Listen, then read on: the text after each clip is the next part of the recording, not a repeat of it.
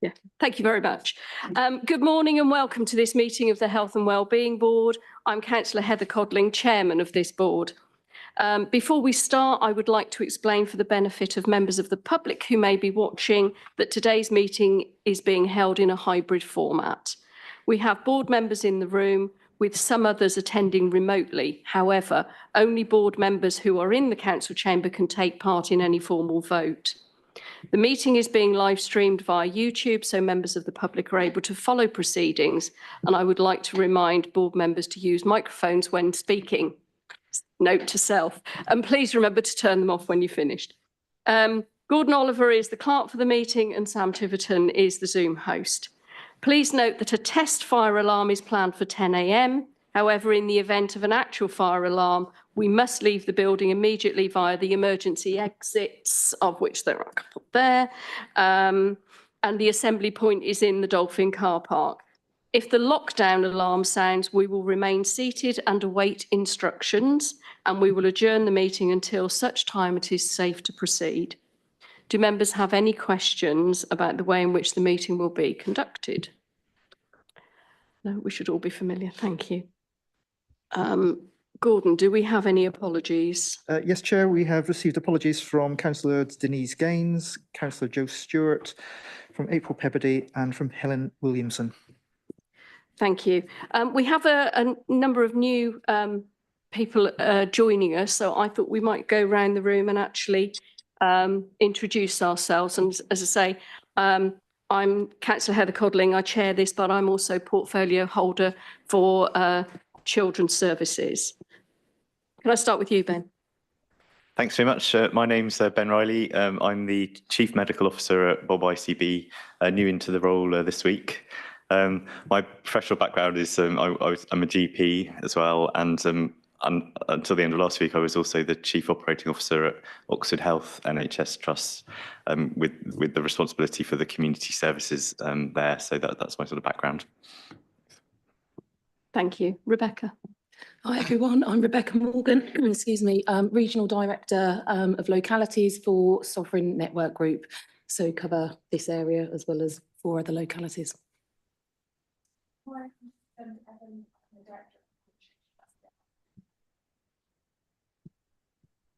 Good morning, I'm Sean Murphy. I'm the Service Lead for Public Protection, West Berkshire. Thank you. We'll go to Stephen.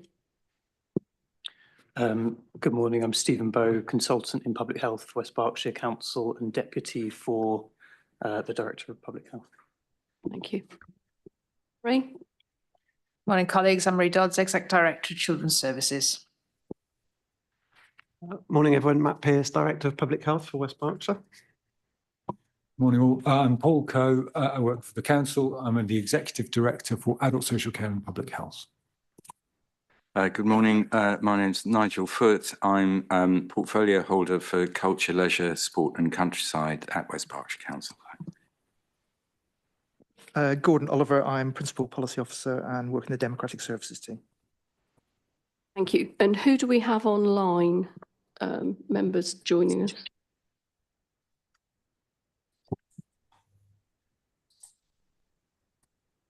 We should have Councillor David Marsh. Dr. Yes, I'm here, Chair. My video, it says the host has stopped my video, but I am here. And to introduce myself, I'm the leader of the minority group on the council. Who's next? Thank you, David. Dr. Janet Lippett. Hello, I'm Janet Lippett. I'm the Chief Medical Officer at the Royal Berkshire Hospital. Fiona. Good morning, my name is Fiona Warby and I'm the Lead Officer at Healthwatch West Berkshire. Thank you. Neil. Good morning, Neil Whiteman, Royal Berkshire Fire and Rescue Service Community Safety Advisor, covering for Gail Muirhead. Thank you. And Rachel. Good morning all, Rachel Peters, Volunteer Centre, West Berkshire and the Voluntary Sector Representative at this meeting. Thank you, everybody. Right, next then, apologies. Gordon, do we have any apologies? Oh, we've done apologies, sorry, minutes. It's all right. Yes, is everybody happy with the minutes in the papers. Any questions about any of them? No changes. I did spot one error, and it was just a repeat of some wording about attendees at the meeting, which Gordon has got and will correct. Otherwise, are we happy for those to go for approval? Can I have a proposer, please? Yeah, thank you. And a seconder? Thank you. Right, so, yeah. And we need to vote on that, please. All in favour? Thank you. Thank you very much.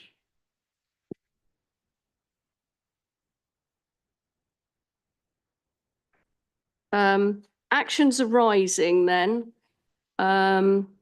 There's not much on here.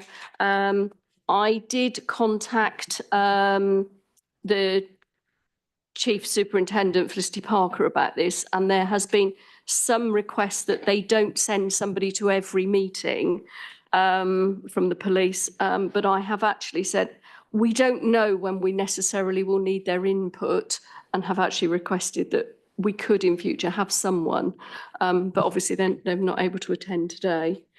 Gordon, are there any other updates on these that are in progress? I don't think so, no.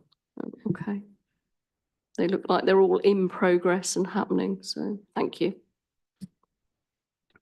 Moving on then to declarations of interest. Are there any declarations other than our standing ones? I haven't received any, Chairman. Thank you very much. Okay, then we're then going to move on to public questions. Dr. Meg Thomas, if you'd like to come to the lectern, please. We will, your question should appear on the screen. And then we'll ask Ben to answer the question for you. And then you'll be given the opportunity for a supplementary. Okay, thank you.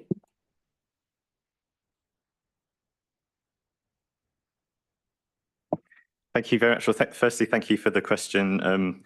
As I mentioned, I'm a GP by background, so these services are very close to my heart.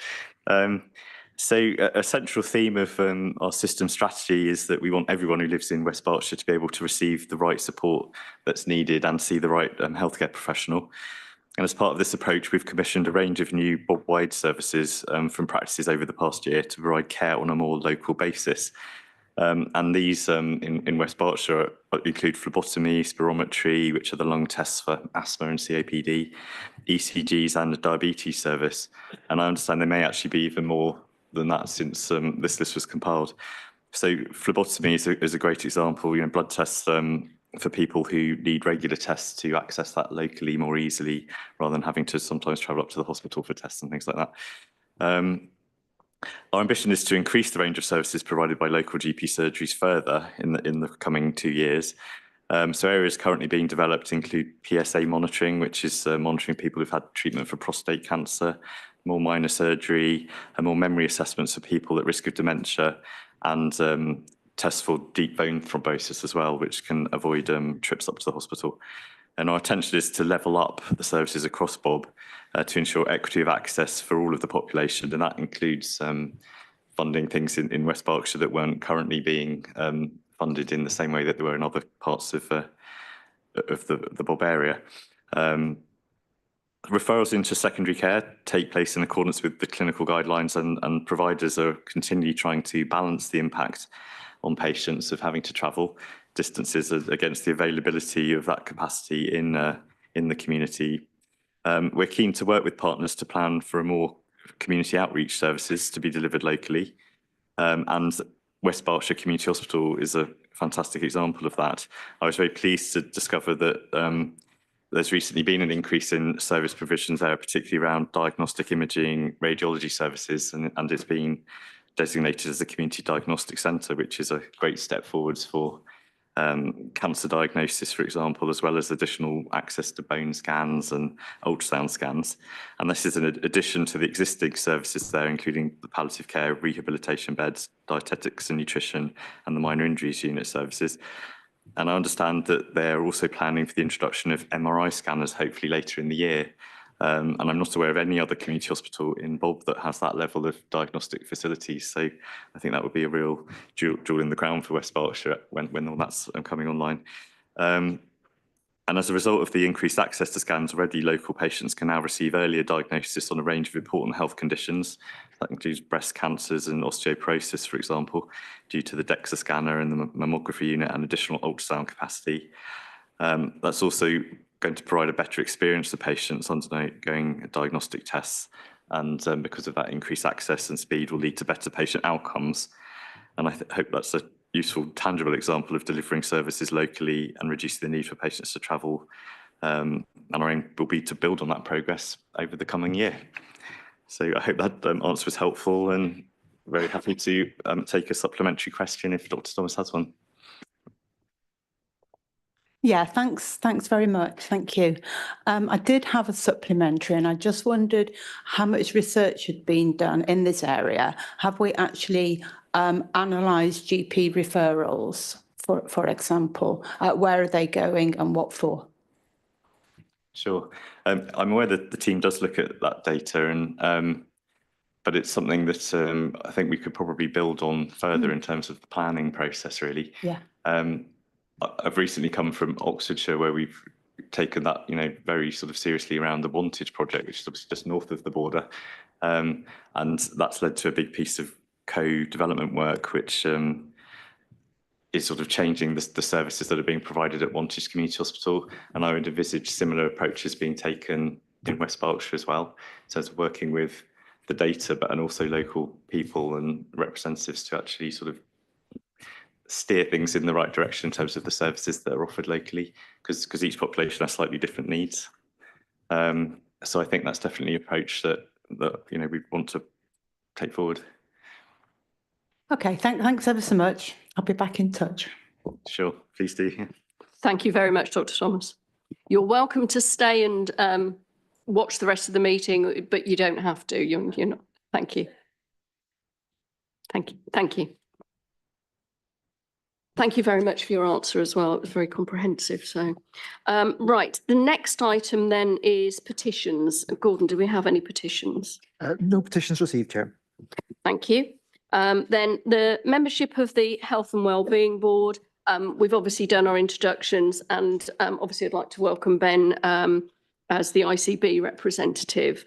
This has thrown up a slight complication that Gordon and I have discovered, in as much that automatically the ICB representative actually is vice chair of the meeting, but because he's the only representative and he lives in Oxford, if he gets stuck on the A34 or can't come, that could cause us a problem, because it would make the meeting not quorate. So it's something we're going to be discussing going forward as to how we do that.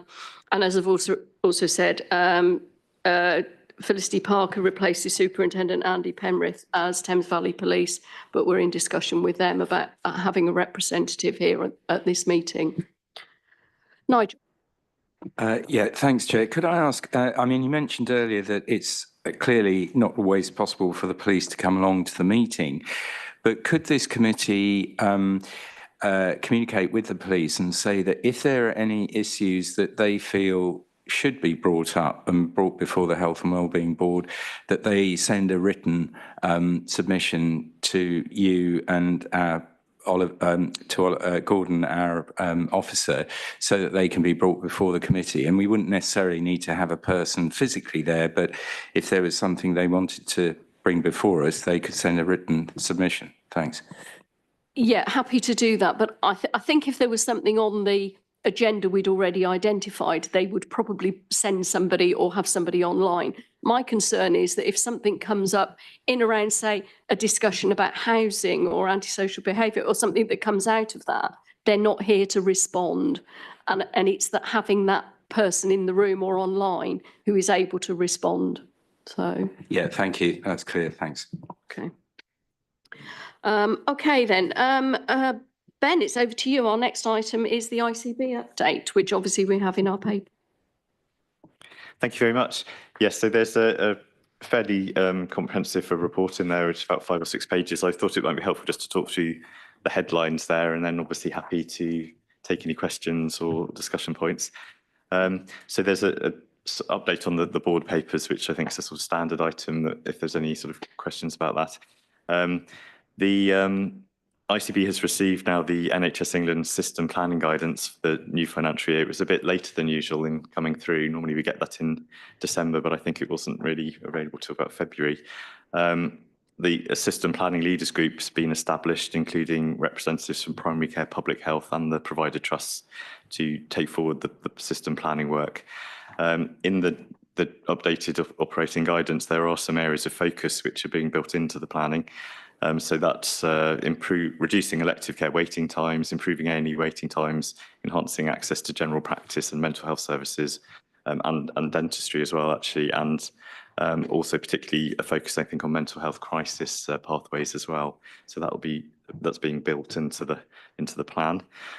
The next item was around the sort of community wellness outreach programme. A review of that programme has been completed and has recommended to extend the pilot, which now runs until June 25. And I understand that the plans beyond June 25 will be considered as part of that system planning process that I've just described. Update on the financial position. The ICB's own financial position is stable and being monitored closely, as you might expect. The aim is still to deliver a break-even position by year end. There were some challenges within that, of course, in the wider system. There is a particular challenge, I think, on the high-cost drugs budget, which is a little bit overspent, I think.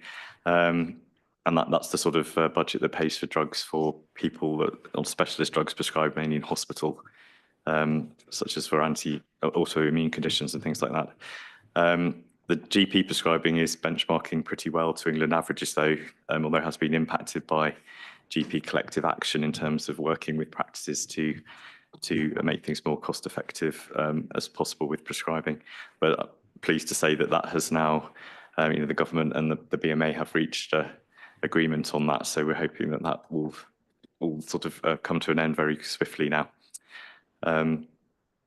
The joint forward plan, the NHS England requires ICBs and partner trusts to prepare a plan for exercising their functions, and the system is developing a medium-term strategic plan to align all those priorities, both the financial and the clinical.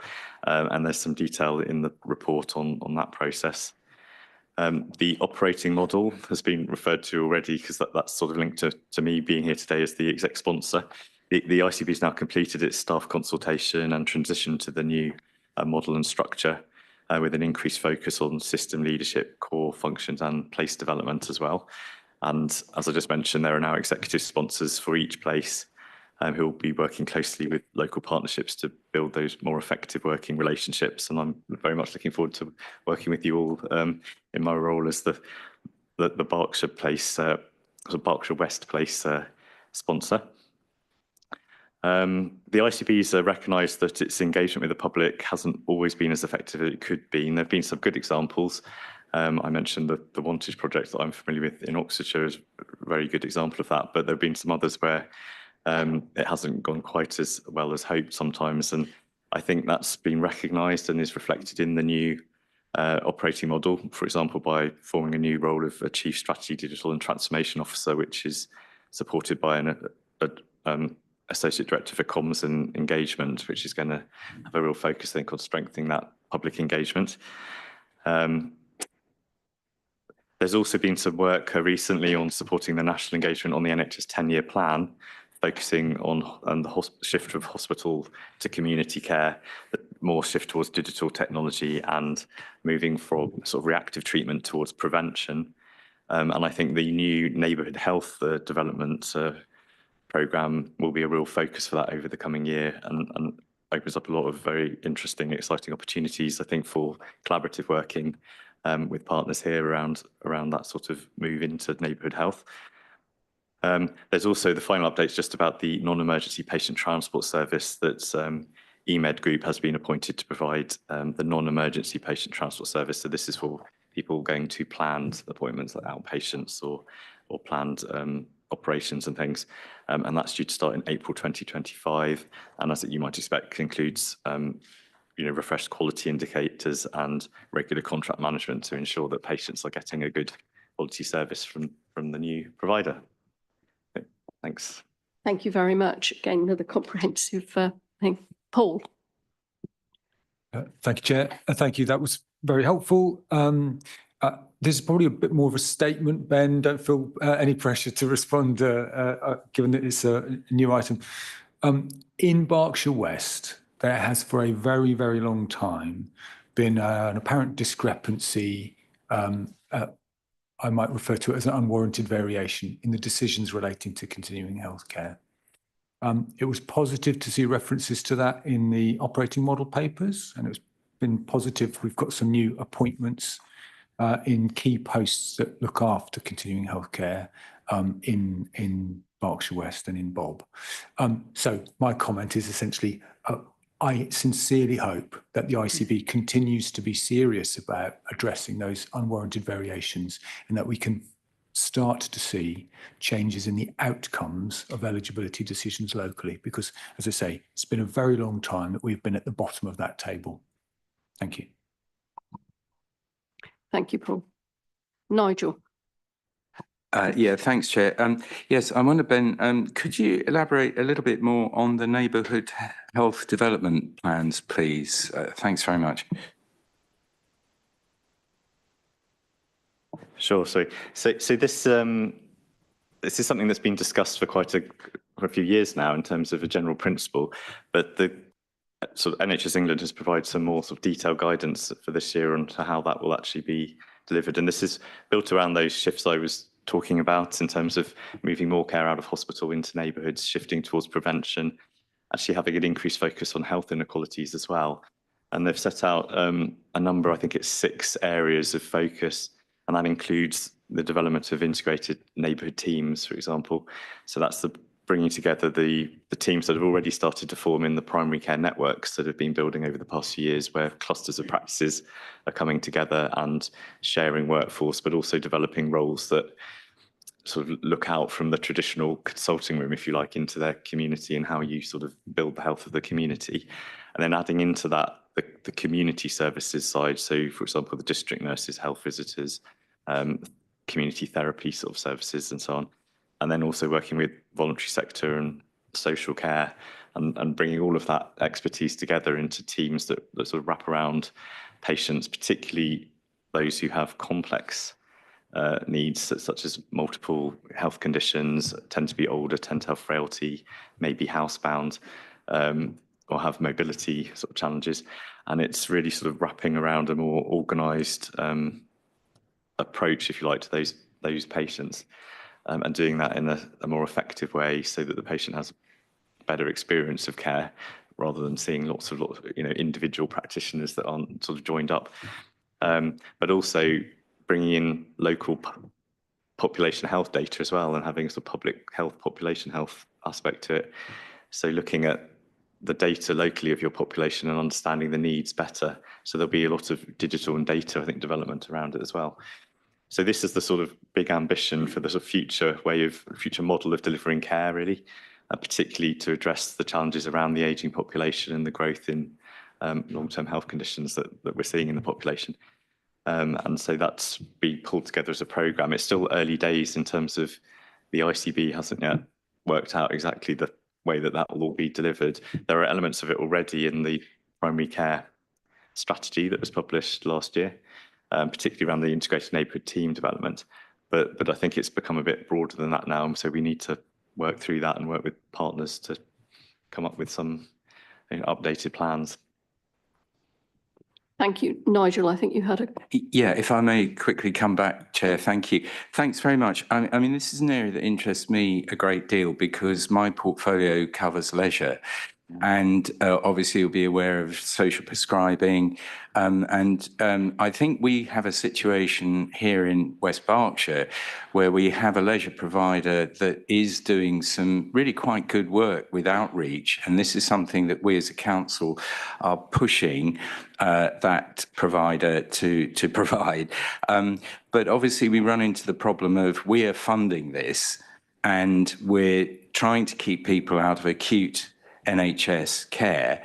And the problem is that there's like this firewall, if you like, between NHS funding and us at the council level. So I'm really interested to hear that this is a project that you're going to be developing. And could I urge you to keep in touch with us, because there has to be, if there's a funding stream that we can utilise, I can guarantee you that we can actually deliver some really good preventative healthy living measures, and that's clearly a win-win for us all. So the communication going forward will be really important on that, and I'd be delighted to do all we can to collaborate with you on that. Thank you. Thank you. Very happy to do that. And just to respond to that point, I would agree with the principle that often, particularly for preventative things, traditional health services aren't necessarily the most effective way to deliver that. In a sense, it's often too late by the time the person's come and become a patient, and you really want to get upstream of that. So yeah, I'd be very happy to follow that up. Thank you. I've got several people who want to speak. Matt, you're next, then I've got Fiona and Patrick. Yeah, thanks. Conscious it's your first week, Ben, so I'm not going to give you anything too challenging. But I think it's building on what Councillor Foote was saying. I think it's a statistic that 20% of GP appointments are down to non-medical reasons, something like that. So 1 in 5 people are going to their GP for non-medical reasons. So, and I think the integrated neighbourhood working, I prefer working than teams. Actually, I think it's mini places that we need to look at. And I guess it's where do those conversations take place, and who's around the table for those conversations. So I know that we're thinking about, where are those conversations going to take place within Berkshire West, because they have to be at the lowest possible level. For West Berkshire, it's got to be West Berkshire. For Reading, it's got to be for Reading and Wokingham. So that's a point I really want to labour. This can't be developed at the system level, because we know our local communities and we need those practices come with leisure, social care, public health, etc. So that point. Just an observation more than a question. I think I'm part of that system planning group around NHS finances, and I think the finances are going to be really difficult for the NHS next year, and I think that's alluded to in the paper. I just guess, how do we think about the prevention element again? We've got the NHS 10-year plan. That's going to be really interesting when that comes out. What is going to be in there? They're talking about prevention, but locally it's about breaking even for next year. So it's just an observation. Further down the line, I think the board really needs to be part of that conversation about what's good prevention look like, what is the role of the NHS, and how we come together to really progress that. We've been talking about this for so long now. I think we probably know the answers. It's just how do we actually go about and doing it. So it's just an observation and a reflection. It's something I think we as a board can really kind of progress going forward with the ICB. Thanks. Thank you very much. Fiona. Yes, hello there. I wanted to kind of say about the topic of women's health services in ICB. Currently in Oxfordshire and Buckinghamshire, there are specific services for women's health. And in Berkshire West, there's very little. However, in West Berkshire, there's none. Healthwatch has been looking into this, and we are continuing to look into this. But I won't go into it now, it's a long story, but the issue is that currently there isn't any services at all for women, and it's now been passed back to partners from the ICB to raise services, which I don't think is appropriate. However, I just wanted to kind of really kind of bring it up here, just to kind of say that for us it's really important that there should be specific services. They are available in Oxfordshire, they are available in Buckinghamshire. Why are they not in West Berkshire? And to me that's not equitable, so I'd just like to kind of make that point. Thank you. Thank you. Paul, I think you wanted to come in on this. Thank you, Chair. Just to say, thank you, Fiona. There's been correspondence on this matter, and we've now got the response from Nick Broughton, and I've agreed with Helen Clark this morning that this will come as an item to the Locality Integration Board, because timing is such that that's probably the next useful opportunity to pick up on this. So I think I'm really supportive of what Fiona's saying. It is an area of concern. It has been brought up. It will be brought up again, because I do think that the response is disappointing, let's say. But yeah, happy to bring something back here maybe if the locality integration board doesn't resolve it.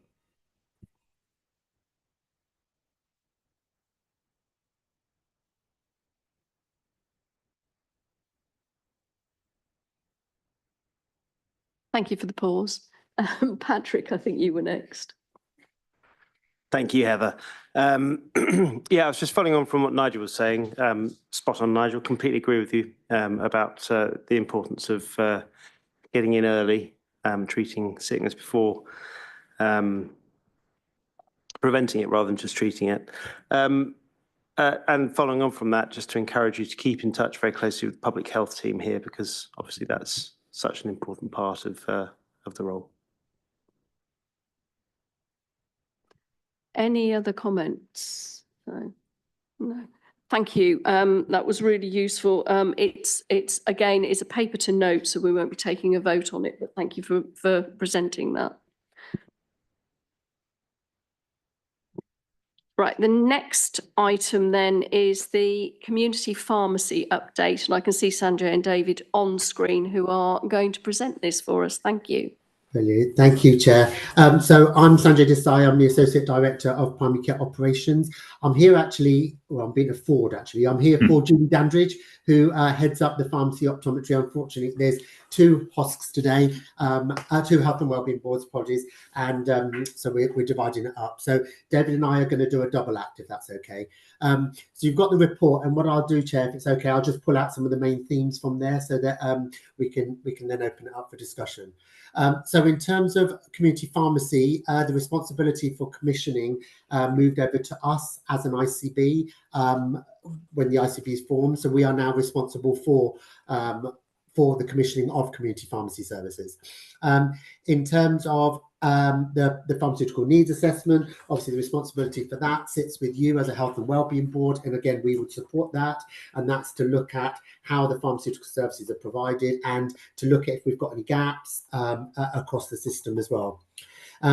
You've probably heard about this, and I'm sure it's probably been brought up before at one of the health and wellbeing boards, that there's been a closure of quite a lot of pharmacies across the country, and specifically within the health, within this patch, we did see the closure of one pharmacy in Thatcham. David and I just met last week just to sort of talk through things, and I'll let David pick up on this afterwards. But I think the provision is okay now. We've obviously seen some takeovers from the Lloyd's pharmacy, and provision seems to be okay. But we're keen to hear from you if not. In terms of then Pharmacy First, so Pharmacy First was launched on the 31st of January of last year, which is a new service launched, and it helps so that patients can get access to treatment a lot quicker rather than going to their doctors, then go to the pharmacy, which actually the pharmacists can actually prescribe or give out medicines directly, then that's obviously a benefit. David, do you want to take over and just do the Pharmacy First? Yes, thank you very much, Sanjay. I just want to talk about really the main services that community pharmacy are providing across West Berkshire at the moment. And as Sanjay just said, Pharmacy First now has been running since the 31st of January last year. But that was a continuation of something called the Community Pharmacy Consultation Service, which ran for 2 years before that. So this enabled GP practices and 111 to refer many thousands of patients who try to make appointments for what are regarded as minor illnesses.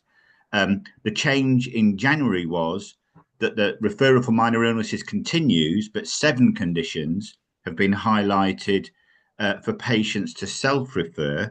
But also, if they do have a consultation in the pharmacy, they may be appropriate to be given a prescription strength medicine. So about 23 types of antibiotics across all 7 conditions. And these vary from sore throat to acute earache for children, shingles, impetigo, UTI for women. So 7 really key conditions, which hopefully, on top of all the other minor illnesses, can really relieve some capacity with our GPs. So far across the year, about 30% of all the conditions referred to pharmacy tend to be for minor illnesses. About 29% are for repeat medication. So if a patient runs out of medication for an inhaler or whatever, they might be on holiday, they might have just got their prescription timing wrong. they can speak to 111 and get a direct referral into a pharmacy, and that medicine is given free of charge if they're exempt from prescription charges to that patient within hours of that call, which is really, really good. The majority of all referrals and consultations within Pharmacy First are for those 7 conditions where you may receive medication.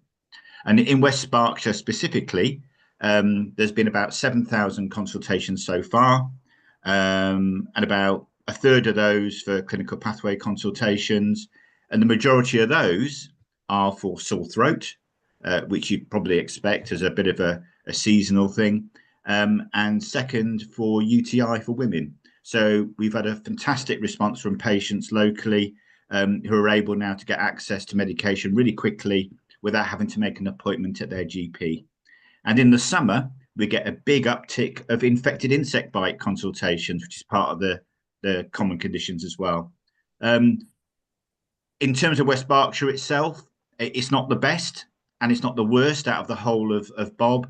And we know, and this is a recurrent theme through all the things I'll be talking about, pharmacy can do a lot more. There's 16 pharmacies across West Berkshire. We've got a really good number now managed by fantastic pharmacists with fantastic skills and fantastic teams. We went to see Crown Mead a couple of weeks ago with Lee Dillon, MP, and Philip there has now built a second consultation room because he wants to do more face-to-face services rather than just dispense medication. So we know we can do more. One of the other things that pharmacy have been doing fairly recently, in fact for the past year again, is hypertensive case finding. So this all ties into the preventative agenda, which was talked about earlier. So anyone that's over 40 who haven't got a history can have a free blood pressure check within a pharmacy. And we're doing thousands and thousands of checks every single week now across Thames Valley. And I think it's something like 4,000 checks in the last few months across West Berkshire. So really successful. If a patient shows some worrying numbers, they can be sent home with what's called ambulatory blood pressure monitor, where they take 14 readings over 7 hours. And all that diagnostic information then is transmitted electronically to their local GP to be diagnosed with whichever condition and whichever pathway they need to follow. At the same time, and following in from the counsellor's point earlier, we can talk to the patient about their lifestyle, signpost them to lose weight, take up more exercise, or to the service provided in West Berkshire to help them stop smoking. And we can also do work for local GPs as well for patients that need regular BP checks, and again, alleviate that workload from GPs. So if someone needs a monthly blood pressure check for ADHD, for example, if the practice tells the pharmacy and tells the patient, they can look after all that for that practice. And then we've been also launching a contraception service across the country, where we can help women either initiate oral contraception or actually take over the repeat prescription side from the practice and run it as a service within a pharmacy. And again, many hundreds of women have taken us up on that service. And again, it relieves capacity within practice and gives women access to healthcare services at weekends, evenings, whatever, to time with work or childcare, whatever. We know we can do more with that, and we've done some training locally with our pharmacists in January to help along with that. And we mustn't forget, of course, that pharmacy does a lot more. And in fact, in terms of vaccination, 30% of all flu vaccines now are given by community pharmacists, up from 5% from 4 years ago. And 43% of all COVID vaccinations now are administered by community pharmacists as well. So you can see there's a massive shift now to do a lot more face-to-face services within community pharmacy than there was before. So happy to take any questions on all that. And again, you know, we can do a lot more within community pharmacy if appropriately funded and commissioned by the ICB. And it's great, you know, to hear Sanjay talk about all the things that we can do going forward. Chair, if it's okay, just to sort of link it back to our primary care strategy, which Ben alluded to earlier. So obviously we launched the strategy last year, and one of the aspects of the strategy, well, the three main aspects of the strategy are access to primary care, integrated neighbourhood teams, and cardiovascular disease. So it's linked in with everything that we've just talked about throughout this meeting, and some of the points that Ben raised earlier. But as David's alluded to here, actually, if we can take those patients that don't need to be seen by the GP and move those across to pharmacy, that will help access to our GP surgeries. And I think, as I said, one of the main aspects of our strategy is access, and obviously pharmacy plays a key part in that as well. I think there's some at the end of the report, there's some next steps there, which you can obviously see as well. Thank you. Thank you both very much. Do I have any questions about it or comments? Ben? Just to say that obviously I support everything that David and Sanjay have just said. I think it's great to see pharmacies being developed in this way, particularly with those sort of extra conditions that are now able to assess and treat. I understand that in the next few years there'll be new pharmacists will be becoming independent prescribers, and so that will open up more opportunities for the pharmacies as well. I was just going to sort of pick up on the point around the vaccinations. So in my former role at Oxford Health, we were one of the big COVID vaccination providers, and where pharmacies were really helpful is where you get those pockets where it's hard to cover the population, particularly in more rural areas, or where it's difficult to, for larger trusts, whatever, to have, or GP surgeries for various reasons aren't able to do it.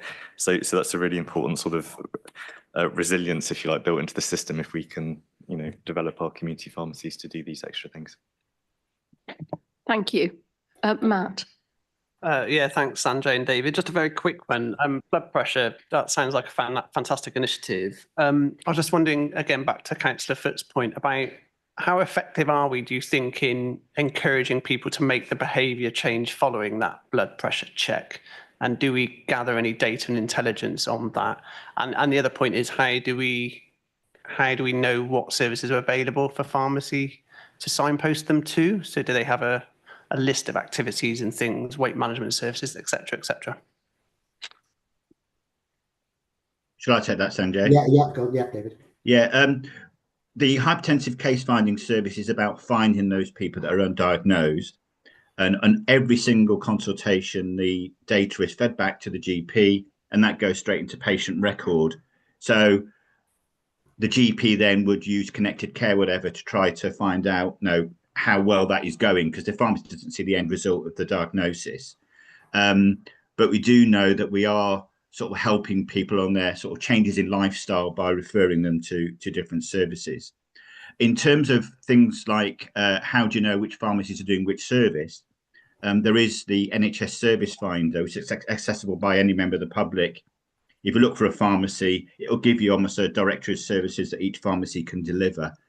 Funny enough, you've picked up on weight management services. We're not commissioned to deliver weight management services. We're not commissioned to deliver smoking cessation services or helping people with their alcohol intake. And that's something we're working within the integrated neighbourhood teams, and hopefully with public health on board to help us able to do that in the future.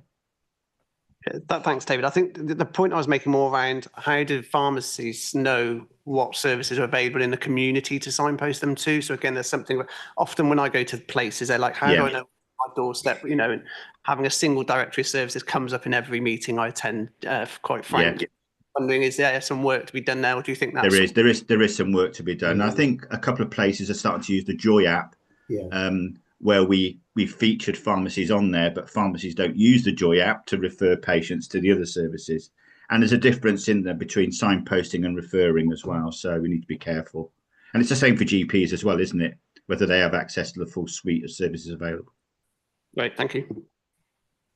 Sanjay, you've got your hand up. Yeah, I mean, it was just really, just to pick up on Ben's comments around, and again, I think it sort of links in with everything that we've just heard, that I think obviously the Pharmacy First, etc., has been a pivotal change for pharmacy. I probably should declare, actually, Chair, that I'm a pharmacist by background and used to work in the community as well, so slightly biased on that front. But it is a pivotal change, and I think this is pharmacies now are part of the health service as a wider. So in terms of integrated neighbourhood teams as well, I think this is a great opportunity for pharmacists, community pharmacists, to be involved, because actually pharmacies are accessible. They're open 5 days a week. There's no booking service, there's no appointments. So I think I'm hoping that now this is a big change for pharmacies. Thank you. I just have one question. Sanjay, when you presented the report, you talked about the coverage for West Berkshire and that it had been quite low, but it was looking better. I'm still getting some anecdotal evidence that there's still very long queues at pharmacies, and I know there's a new one opening in Newbury in Northbrook Street somewhere, though I don't know that there's a specific shop yet, but I just wondered what the plans were going forward. If you're going to be offering more services, do we really have sufficient coverage? Yeah, I think David's put hand up. I have a thing about when people reporting they've got a queue at a pharmacy, because that could be one of many things, including the GP practice is behind with its prescriptions, so they're arriving late at the pharmacy. Or it may be tied to the massive problem we have at the moment with getting hold of medication. Each pharmacist spends a day a week now looking for medication for patients. It's unbelievably bad. And many pharmacies are actually dispensing items at a loss to themselves if they're able to get that medication. It's a national issue. It's a major issue. And I've raised it with every single MP visit I've been on for the last 3 months, all 12 visits. And it's something that won't go away. And in fact, will get a lot worse until the government decides to do something about it. And that, I can go back to, it all started back when we had Brexit and everything else, but it started long before that even. So, when we talk about queues, I really sympathise with patients, but it may not be the number of pharmacies that are available, but the number of things they're having to do extra, which they don't need to do. And that's taking time away from face-to-face patients. Thank you. Thank you very much. The one other question I had was, how does, doing things like the blood pressure checks, how does that work with our community outreach programme? Are they linking at all, or are they completely separate?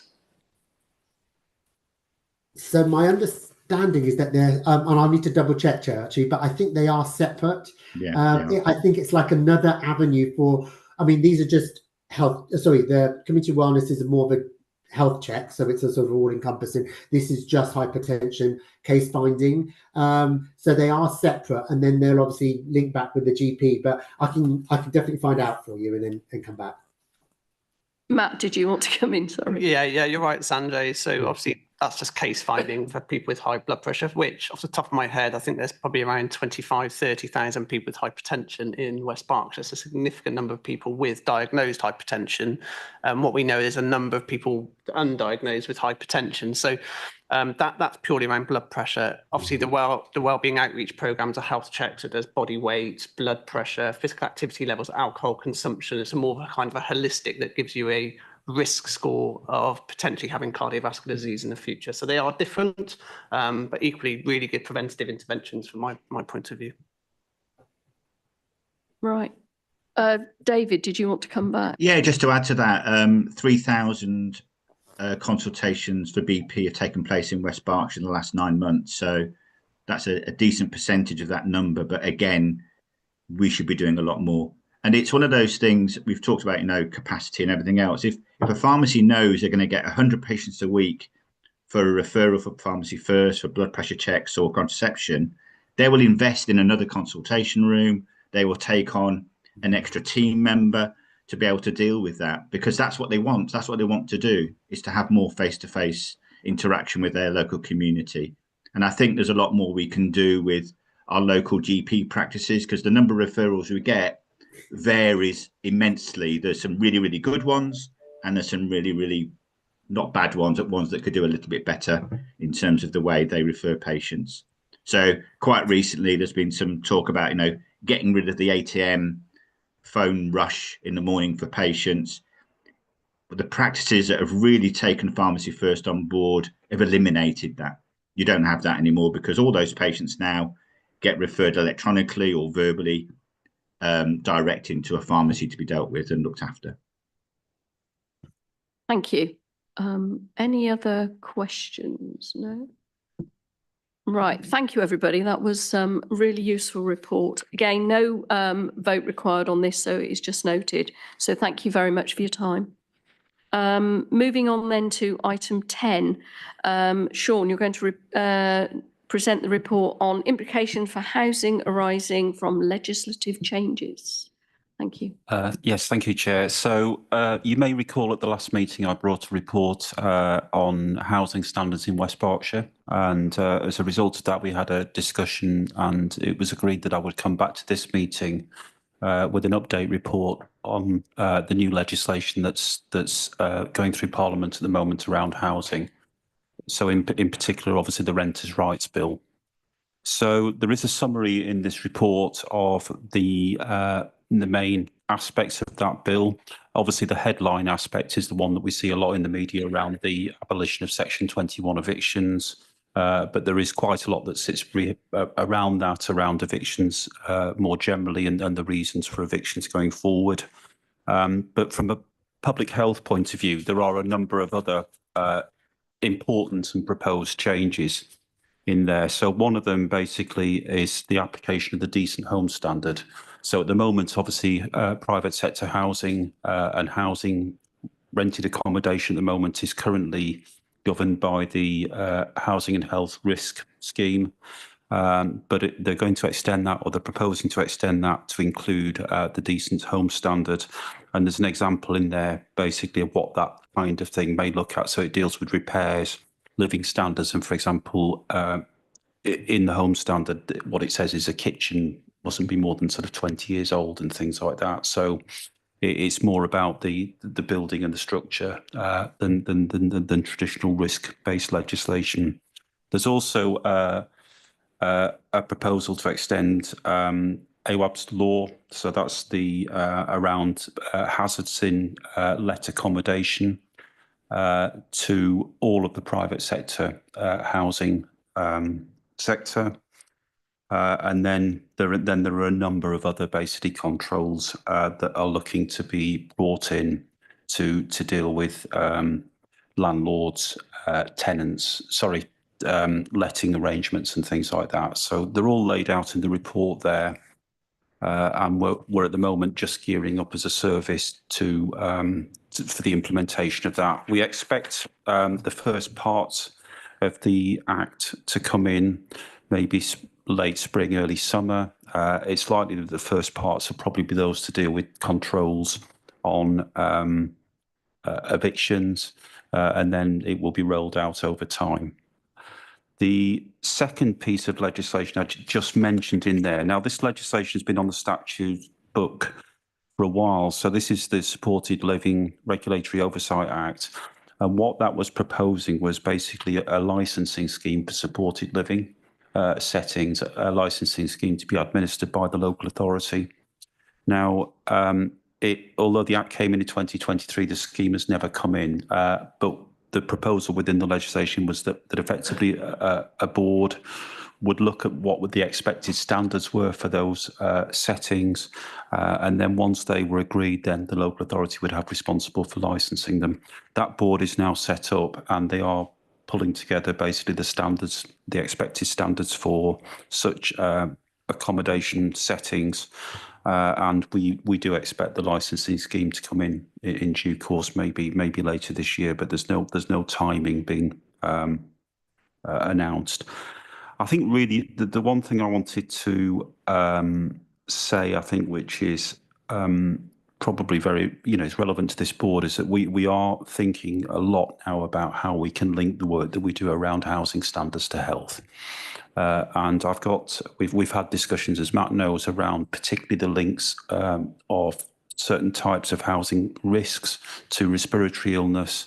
And we are at the moment currently working up a proposal which I'm intending to discuss with Matt and Stephen in near future, around how we can perhaps do some more work to assess the correlation and the risks and deal with some of those risks where there may be a correlation to respiratory conditions. So that's really the update. I'm happy to answer any questions. As I say, that there are a whole range of things in the report, new powers for local authorities and everything else, but we're very, very keen to just ensure that the work that we do around housing basically contributes to health improvement. Thank you very much. Paul? Thank you, Chair. Thanks, Sean, really helpful. And I think there's some good news elements in here, Web's Law in particular. Can you say anything more about the kind of policing of complaints and concerns? How do we make sure that this happens? So we do encourage people to report issues to us. It's really important. So if you look at the priorities that have been set for my own service, for the Public Protection Service across the areas that we cover, housing is right at the top of that. So we're very keen for people to come to us with housing conditions and safety related matters. And we do get a high volume of enquiries and complaints, particularly around damp and mould. What's interesting is that it was very much a kind of seasonal thing. So you would end up, you would start sort of October, November time, but actually we're seeing those complaints coming throughout the year now. I mean, certainly the tragic death of that made the headlines, I think, did see us getting an increase in the number of basically service requests and complaints coming to us, but we will always investigate them. And unfortunately, basically, we still see some very bad cases, of properties in bad states of repair. And, we're doing work at the moment, for example, as well, also around unlicensed HMOs. And we're seeing some quite serious issues in some of the properties that we're finding there as well. So although the housing stock in the district is quite good, that there are a number of properties with serious problems, and it's our job really to find those and try and deal with them. Thank you. Any other questions or comments? Matt? Just a very quick one, because Sean, I know you mentioned this at a few boards around the link between damp mould and respiratory illness, and we've agreed to progress that. We've just not had data analytical capacity, but we do have a public health analyst starting with us on the 17th of this month, Sean. So it's just to reassure the board that I'm cognizant this is really something we want to progress, but we're just waiting for that person to start, and then we hopefully can bring something back to the board. I think it does involve quite a lot of data trawling, so it will take a bit of time, but it'd be good to bring that back and kind of report to the board what we find around that. Yeah, thanks, Matt. Well, I mean, we're obviously going to have to correlate that data with the data that we've got about the areas where there are problems. But what we're thinking about potentially is a referral scheme where we could do housing assessments and things like that. Basically, see whether there's any aggravating factors in the housing conditions. Thank you. Any other comments at all? Paul? Thanks. Yeah, just Rebecca, just a quick note to you. So I had an interesting conversation with a colleague of yours a little while back, and it was about the opportunities from technology in terms of active monitoring of damp and temperatures in households. I don't know whether that's progressed more or whether that's something you might look into. So we've trialled 400 homes with certain devices. That was a trial that started, I think, about 2 years ago as part of our retrofit programme. Sorry, I'm losing my voice today. Apologies. As part of our retrofit programme, we're also looking at putting in some enhanced sensors as well. So we're just working through those ones that have been put into the properties. Actually, what is the data telling us so we can be far more proactive? The whole purpose of it is to be in that kind of proactive position. Actually, we know of issues that are going to occur in the house before they actually become a problem. So yeah, ongoing piece of work, but quite an exciting one. And just kind of looking at actually how we can then kind of scale that out to all of our homes. Thank you. Nigel? Yeah, thanks, Heather. Yeah, could I ask Rebecca, I mean, Matt's mentioned about, to Sean about capacity to deliver on these things. Now, we as councillors obviously get quite a lot of incoming emails from our residents about the delay in, housing companies such as yourself in delivering repairs and remedial work. Can you let us know what's the situation about your capacity to deliver improvements that might be flagged up going forward? Thanks. Yeah, so from a property services point of view, if anything comes through for kind of damp and mould, that will always be prioritised. Obviously, we have our routine repairs, we have our planned works. We acknowledge that there is a bit of a backlog at the moment, but we do look to get through those as quickly as possible. I know from my property services colleagues, they're looking at kind of increasing resources, and we're just waiting for the budget round and kind of submission to be approved with regards to that. Obviously, we've got an eye on kind of AWAB's law coming in October, so obviously that's going to impact, quite significantly. So we're just kind of gearing up to be resourced kind of efficiently for that kind of regulation as well, just so we're in a position that we can, resolve those issues as quickly as possible. Thank you. Thank you. If there are no more comments, then again, that's another one we need just to note. And thank you very much. Then over to you again, Sean, cost of living update. So this is I can't remember whether it's the 5th, 6th, 7th paper of this type to come to the board, and we said we would continue to bring those. So there is an update there basically on spend with the household support fund. That is out of date now. I was told yesterday by Nick that there's been further grants awarded.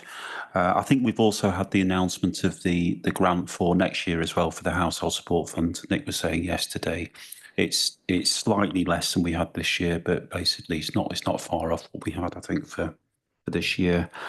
There is also the usual update there from the voluntary sector. I just want to make one comment about the update that I've put in there. This meeting actually was some time ago. I think it was back in January, wasn't it, Rachel? And some of that data that's in there now is out of date, and it's been brought to my attention, for example, that the food bank really do need some donations. So it was a very different position when basically the report was, when the meeting took place and the report was drafted. So yeah, I think the story, and the story is the same every time I come here, is that demand is up. And the sector, the voluntary sector, do face a number of challenges. We are working through this, Paul. I mean, you may want to say something about where we are with the MOU, but we're working through this in a real partnership situation. And I'll continue to come back with reports for as long as the board would like to see them. I think with the continuation of the cost of living for everybody, we still need to continue with this report. Paul, you wanted to come in, and then Nigel.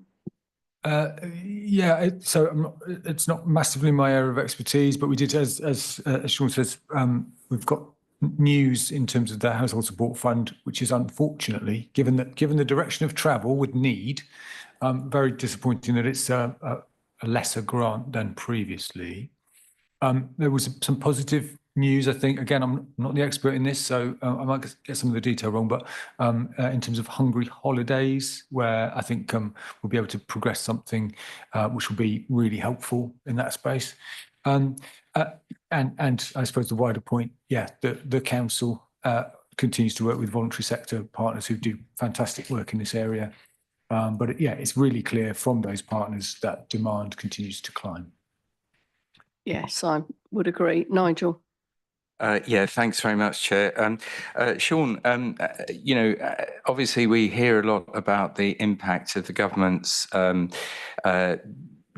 change in employers' national insurance contributions for various things, various, facilitators that we use at the council. I mean, obviously, you've highlighted the voluntary sector. I mean, have you found that the increase in employers' national insurance contribution has actually aggravated the cost of living situation this time around? Thanks. Well, obviously, it's slightly outside of my remit, but what I would say is that obviously what we don't know is whether there'll be inflationary pressures arising from that. So I think that's the first thing to say. But this has been flagged, and Rachel may have something to add on this by the voluntary sector, the implications basically of that for them. And clearly, basically, there are implications. And I think I did see a figure somewhere as to what that implication was. I don't know whether you want to add anything, Rachel. Yeah, thank you, Sean. Yeah, we did an initial survey when the budget announcements came out, and had a response, not a huge response, but 16 charities responded, some of whom have employees, a few that don't, that are solely voluntarily led. The figure that I wrote to MPs about was in the region of 386,000. The impact on the outgoing costs of those charities based on the national insurance and the uplift in the living wage. So that's kind of, yeah, for some of the charities that were sat in a meeting last week, that might be £8,000 on top of their normal running costs. And the impact is the charity sector just keeps going, but to kind of stress the other side of the coin with the demand increasing, the funding is getting harder.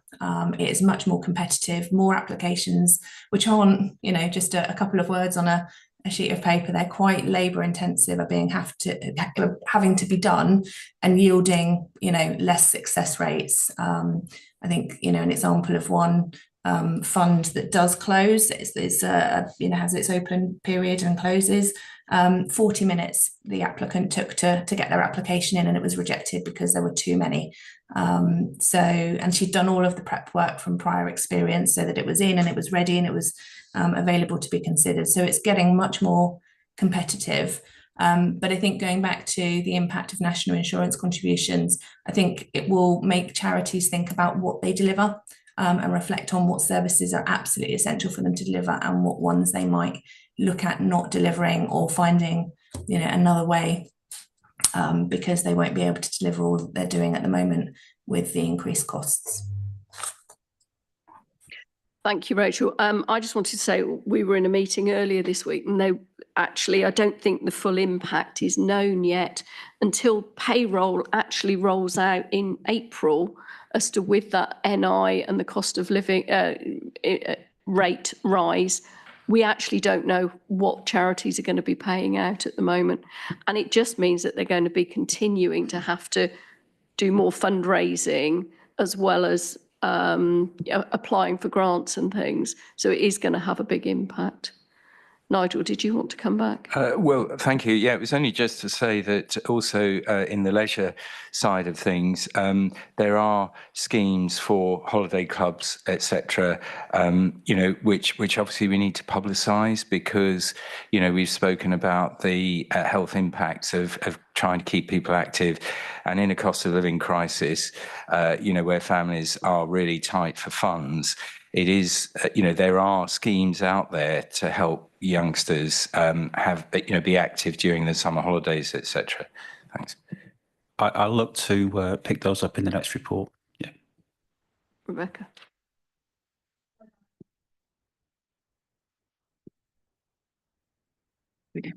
I just wanted to say thank you, Nigel. Yes, that we've been accessing some of those schemes in the holiday clubs that we run through the holidays. The only thing I would say, particularly picking up on Rachel's point, is sometimes that funding isn't enough to cover the cost of some of those clubs. So actually, as charities and organisations delivering that activity, we're having to sometimes subsidise the costs of those in order to allow those children to come on board. So yes, it's a great initiative, but just to be mindful that actually some of those charities are having to find match funding to allow those places to take place. Thank you very much. I know our voluntary sector are very resilient, but I think they're getting to the point of almost breaking as well. So, we have to recognise that. Any other comments? No. Thank you, Sean. Right. Moving on then, annual health protection annual report, being dyslexic today. Matt. Yeah, thank you, Chair. I won't spend too long on this report, but I guess a bit of context from me. I think health protection is often forgotten apart from COVID, where clearly it was flavour of the month or the years, but we recognise that that immunisations, communicable diseases are really, really important. And for me, I think there's already some things being lost of what we experienced during those 3 difficult years. So this report, I'm speaking on behalf of Marissa, who is our health protection lead, really just sets out some of the key data from 23-24. And I do need to labour that point. It is a little bit old data now. And I'd be interested to get the board's reflections in terms of, is this report useful? And maybe what in the future they might like to see. And that might feed into the whole LGA Health Wellbeing Board review conversations. So it's quite a brief report. I think for me, West Berkshire fares generally quite well across most of the metrics around vaccinations and immunisations, which is really good and really positive. But clearly, as with a lot of areas, there's health inequalities, and we know that vaccine uptake amongst certain groups and populations isn't what it should be. And one of the references within the report is we are doing a bit of a health needs assessment to understand vaccine hesitancy, which we were all familiar with during the pandemic, and understanding why people might not take up their vaccinations. Flu vaccinations, still not quite where we want them to be, and they are starting to come down a little bit in West Berkshire and more broadly across the country. So we need to understand that a little bit more. And the data for 24-25, from what I've seen, is also suggest a bit of a lowering of that uptake. But that said, West Berkshire does tend to fare quite well, but it's just something we need to keep an eye on. We perform relatively well across our childhood vaccinations, MMR and things like that, and we hit that national target, so that's really positive. The other thing is that this work actually gets overseen by the Health Protection and Resilience Partnership. So this sits at Berkshire West level, where we come together across the 3 local authorities to understand the data and what we can do to improve uptake and vaccinations. I guess a final point from me, at the current status, we're seeing a lot of norovirus in the system, which Ben probably familiar with. So I know that's putting a lot of pressure on our health and care systems, but we are hopefully seeing a little bit of a downward trend on that now. And the other thing just to bring to the board's attention is there's going to be a national pandemic exercise in the autumn. And I think they're already learning from the COVID-19 inquiry in terms of how we better prepare for future pandemics, because as sad as it might be, there will be another one. And we just need to be as best prepared as we can. So happy to feedback after we've done that in the autumn, that work is still materialising in terms of what that exercise will involve. So that's all I was going to say, Chair. Happy to take any questions. Again, reflections on the board's content, how it could be improved, is it of value, and what you'd like to see, perhaps. Thank you. Thank you. Patrick. Thank you, Matt. Pandemic exercise sounds very exciting. What does that involve? I know you can't tell me too much. It's probably top secret. I did just Google it, seeing what I could actually say. Like role play, and I thought, oh, is it in the national domain? But it is in the national domain, thankfully, so I can breathe. Yeah, I think that's to be decided. I've only seen some high-level slides. I think it's multi-agency, national agencies, regional agencies, Thames Valley local partnership are going to be involved. So it's going to be desktop. But I think the details to be determined, but happy to share that, in terms of where I can about that, what that would be. Paul. Thanks, Matt. Very helpful. You said that health protection is sort of neglected in terms of attention, but it was the local press that picked up the positive story about our sexual health locally, which is great to see. I don't know how we achieved that, or whether somebody eagle-eyed was looking out for these things in your nationally published data. In terms of the report, I guess and you might want to comment on how realistic this is, but I suppose this board is probably interested in a couple of bits. So you've talked here about the position in terms of health, public health protection. And I suppose it's the relationship between things we have done, either the board or partners, which leads to those positive outcomes, or indeed things we haven't done, which lead to negative outcomes. So the kind of cause and effect piece, is that asking too much? I don't think so. I mean, obviously vaccinations, we talked, haven't we, through pharmacies, we have GP surgeries, NHS England. So the responsibility sits primarily with the NHS. But actually, what we learned from COVID-19 is how do we engage with our local communities around that vaccine hesitancy. So we talked about integrated neighbourhood working. Do primary care know their local communication, local population, so we can actually target those that we need to get vaccinated. And vaccination is by far one of the best things we can do around prevention. So I think in answer to your question, I think there is a role for the board at a very local, hyper-local level about how we engage with those local communities. I mean, we just had the cost of living crisis that Sean's talking about. There might be some correlation between those population groups and how we reach those. So it's a really good challenge, I think. What's the added value of this board? Is this just for information? But I think how do we engage the communities with our voluntary community sector partners online to kind of target some of those groups, I think. Thank you. Nigel, you were next. Yeah, thanks, Chair. I would echo exactly what Matt's just said, that I think that is the value of these committees at that local level to get that information. And I think a good example, I mean, you've spoken about vaccination programs, and of course, you know, with looking real time across in the USA at, you know, quite a substantial measles outbreak. And I mean, clearly that is a preventable disease. Clearly, you know, vaccination reduces the incidence of that. And we mustn't lose sight of those sort of illnesses, because there's a lot of weird information, in inverted commas, that's coming out now, sadly, from official sources, you know, across in the Atlantic. And we've got to combat that, because clearly that has big health implications for us and the whole country, really. Thanks. Thank you very much. Ben. Thank you. Just to continue the theme, it is something that is happening across the board, isn't it? The vaccine numbers sort of dropping a bit, and they'll hit a sort of critical point at which there's no longer sort of that herd immunity, and you get the outbreaks. Although we've managed to keep the children's numbers pretty good, the adult numbers are definitely falling off. And in fact, we've seen in healthcare staff, the uptake is dropping, which is concerning. And it's not an access issue, I think, for them at all. So there's something about people's attitudes towards vaccination that has changed in the last few years that I think it would be really good to do some work on, I think, collectively. And we probably need to be starting to think about that now for the next campaign next winter, I think. So is that communication at a local level as well as the national? Should we be doing something as a board and making sure that this council is actually promoting that rather than just relying on national programmes?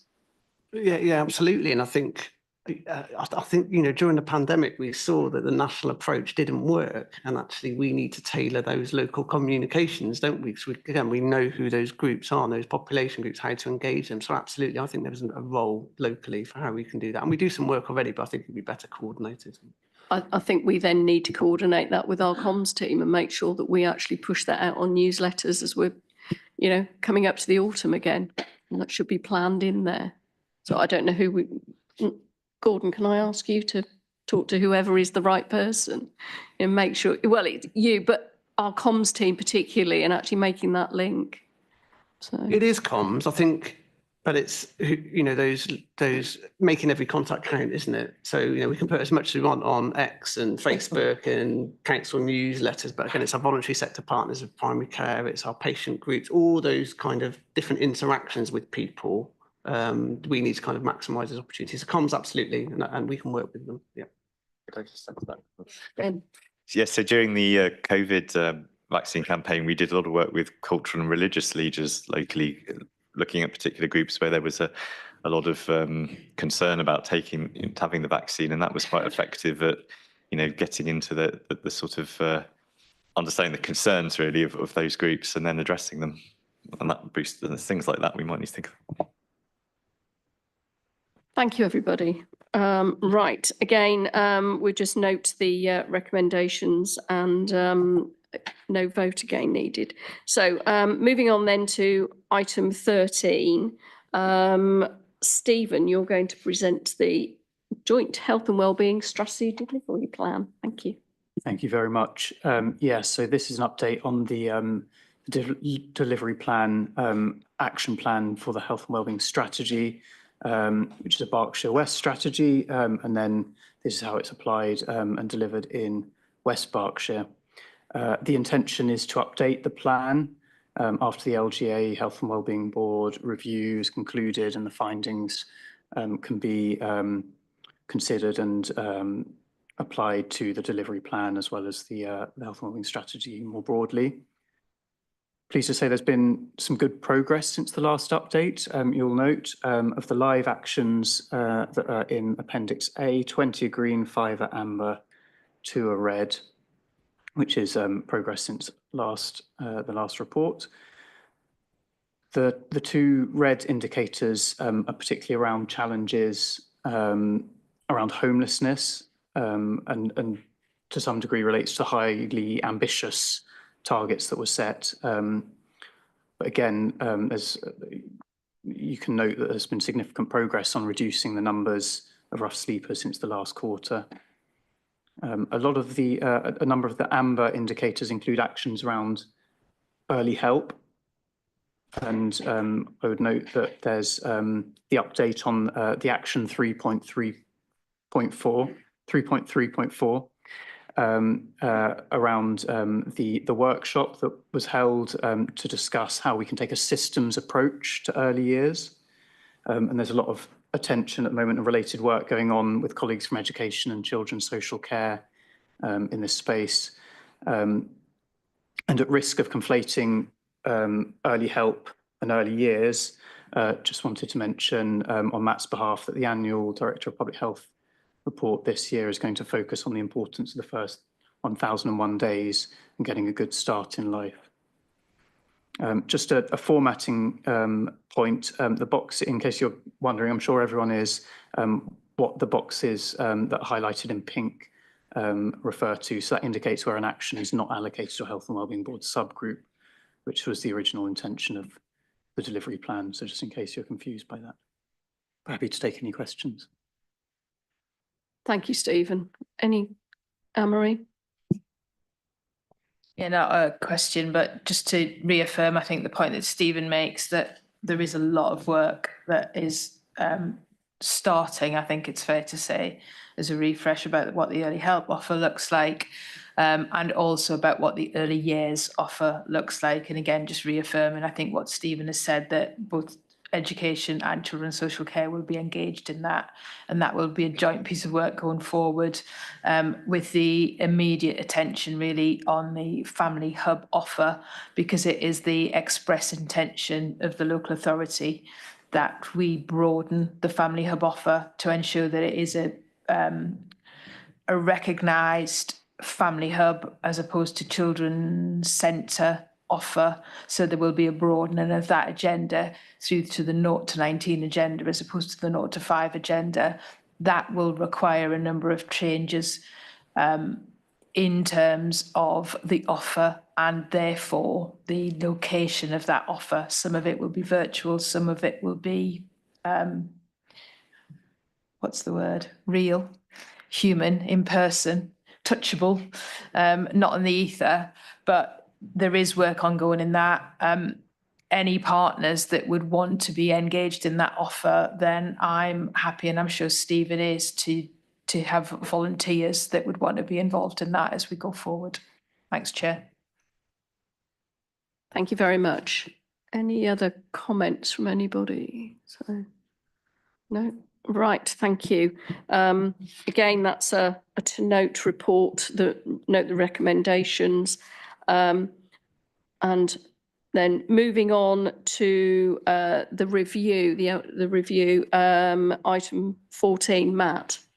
Yeah, thank you, Chair. Just a very brief one to the board. So you'll all recollect that we kindly got some support from the Local Government Association at the end of last year to undertake a review of the board, which this board endorsed.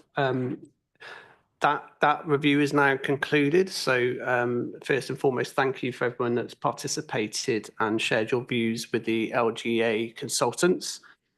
We've set a date for a workshop of the 3rd of April for those reflections to be fed back to the board. And I guess my plea really is to try and encourage as many of the board members to come along to that session. I think it's really important, after speaking with the LGA, that we have the right people in the room to have the right discussion, because it's really important about what we want this board to be in the future.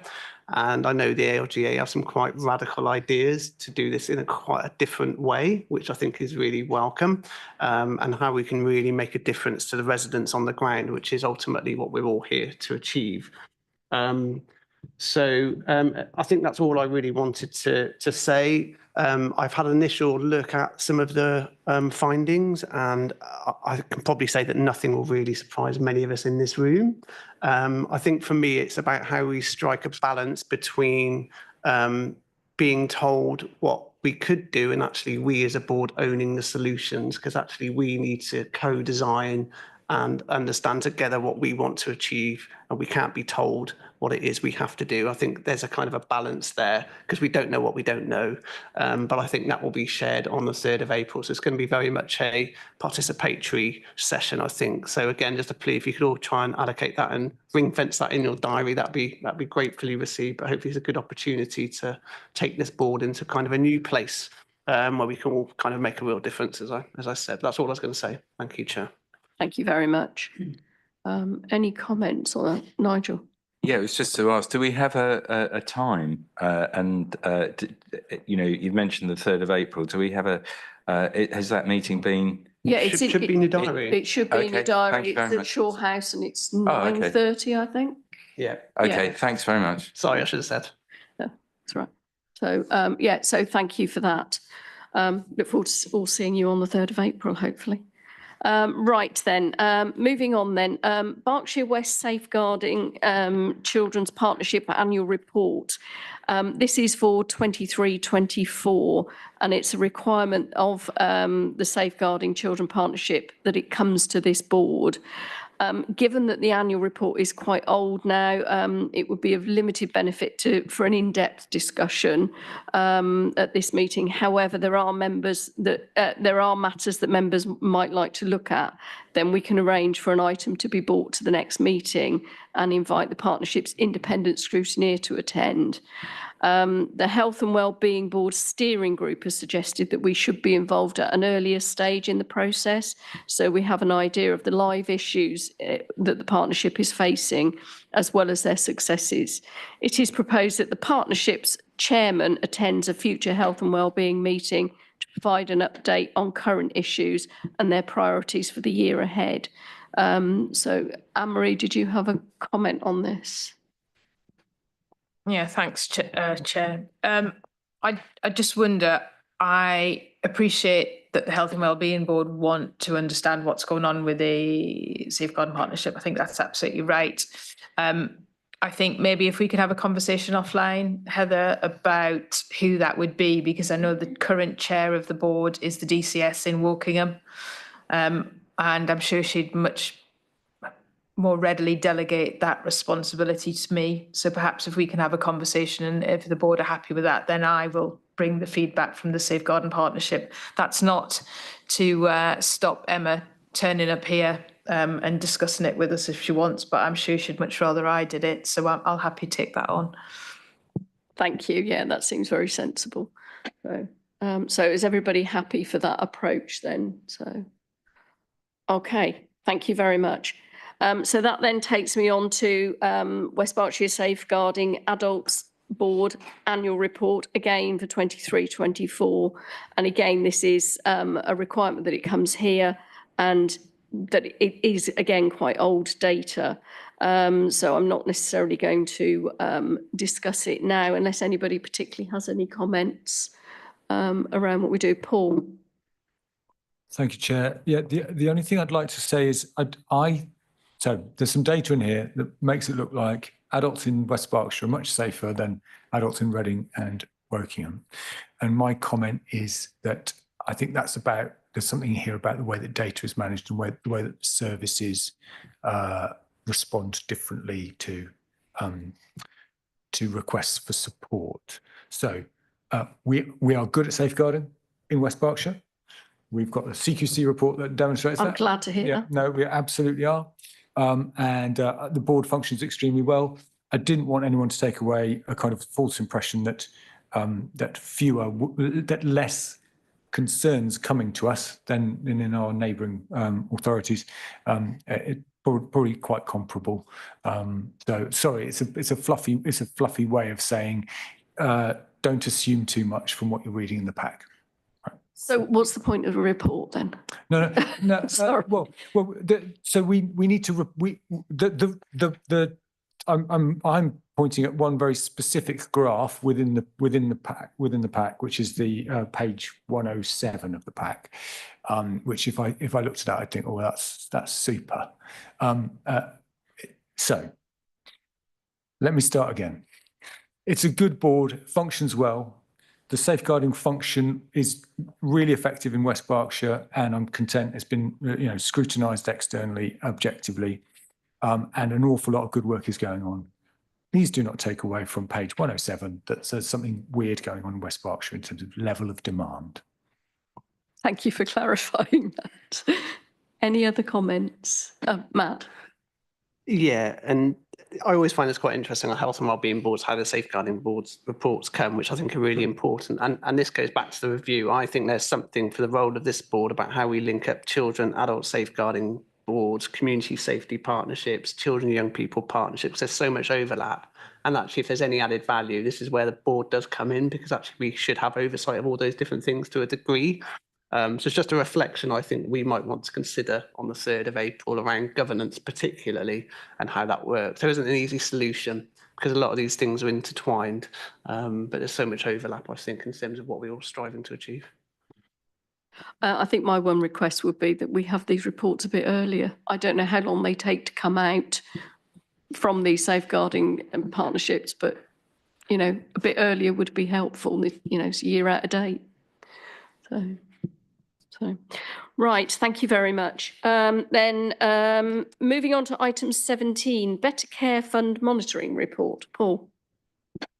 Thank you, Chair. Yeah, what I will say is before I launch into this, the author of the report isn't at work at the moment, so I haven't been able to have some follow-on questions that I would have done otherwise, because I think there might be some missing data that is significant. Broadly, as the covering report says, 4 metrics, 3 we're hitting, 1 we are a little way away from. So I think nothing to be concerned about in terms of performance. In total agreement that these are the areas that we should be focused on, and that the work is there to manage those issues. We're currently in the very hot phase of planning for the next round of Better Care Fund funding, setting metrics and establishing where the funding will go. And obviously we'll be speaking to you in the coming days, weeks, to get your agreement to progress with the plans for next year. But in terms of today's report, with some slight caveats about data quality, it's broadly a good picture. Thank you very much. Any comments from anybody on this report, or are we content to accept as is? Okay, thank you very much. The next item then is the subgroups. I wasn't going to dwell on these. We did look at these at the planning meeting for this. Has anybody got any particular comments about any of the subgroups? No? Okay, I think there's quite a lot of detail in there, so. Okay, thank you, everybody. And then moving on, members' questions. I don't believe we have any. No, Chairman, no questions received. Thank you very much. And then item 18, the forward plan, which seems to have fallen off my agenda for some reason. Oh, there we are.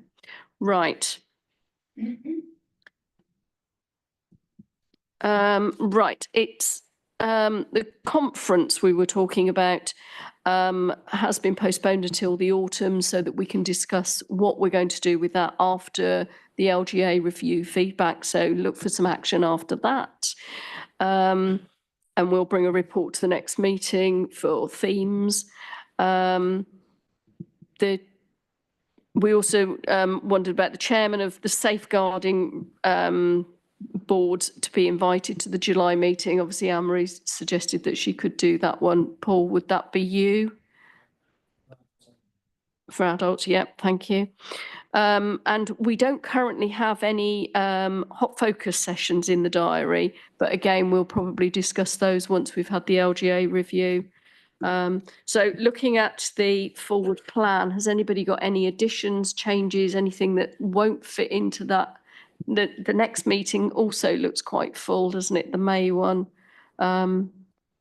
Any comments? Anne-Marie? Yeah, I just wondered, Chair, if with your permission, we could delay the delivering better value. I know it is in April, but we will be finalising our end submissions to the DFE at that point, so that we're not preempting anything that was submitted to the DFE. I could ask if that could be pushed further into the future, and then we ensure that we get the proper close down of DBV and what we've been doing with children with additional needs. Thank you. Would that work for the July meeting, which is the next one after that? Yeah, if we could. Yeah. Thank you. A question, a prompt for Matt and Stephen, really. I don't know whether there's some value in having a short item on the dangers associated with heat at that May, assuming that we'll get some summer, you know. But we talk a lot about dangers of the cold, but actually heat is also brings some public health risks. So just a suggestion for consideration whether we might want to do something just to raise awareness of what we are doing, and so that partners can think also about, well, what are they doing too?